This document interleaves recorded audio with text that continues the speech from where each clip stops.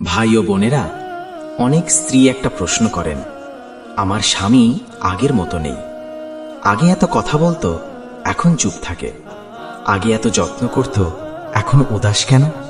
কিন্তু কখনো কি ভেবে দেখেছেন, সে হঠাৎ বদলায়নি, সে ধীরে ধীরে বদলেছে। একজন স্বামী যখন বিয়ে করে, তার হৃদয়ে স্বপ্ন থাকে, একটা ঘর হবে শান্তির, একজন সঙ্গী থাকবে বোঝার। কিন্তু যখন তার কথা বারবার উপেক্ষা করা হয়, তার সিদ্ধান্তকে ছোট করা হয়, তার কষ্টকে গুরুত্ব দেওয়া হয় না, তখন সে ভিতরে ভিতরে ভেঙে পড়ে। সে চিৎকার করে না, সে ঝগড়া করে না, সে শুধু নিজের ভেতরে ঢুকে যায়। ভাই ও বোনেরা, পুরুষ মানুষ কাঁদে কম, কিন্তু কষ্ট পায় গভীরভাবে। অনেক সময় স্ত্রী ভাবে, সে তো শক্ত মানুষ, ওর কিছু হয় না। কিন্তু সত্য হলো, সে শুধু দেখায় না। রাসূলুল্লাহ সাল্লাল্লাহু আলাইহি ওয়াসাল্লাম আমাদের শিখিয়েছেন, তোমাদের মধ্যে উত্তম সেই ব্যক্তি যে তার পরিবারের জন্য উত্তম। তাহলে প্রশ্ন হলো, আমরা কি একে অপরের জন্য উত্তম হতে পারছি?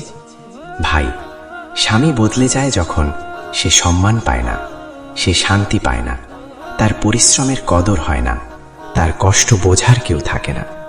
আর বোনেরা, অনেক সময় স্বামীও ভুল করে, সে রুক্ষ হয়ে যায়, সে সময় দেয় না, সে ভালোবাসা প্রকাশ করে না।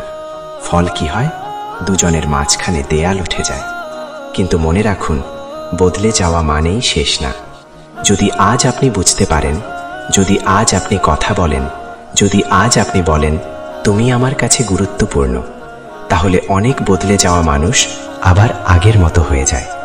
বিয়ে মানে একে অপরকে হারানো না, বিয়ে মানে একে অপরকে বাঁচানো। আসুন আমরা আজ প্রতিজ্ঞা করি, আমরা বদলে যাওয়ার কারণ হব না, বরং বদলে যাওয়া সম্পর্ক ঠিক করার কারণ হব।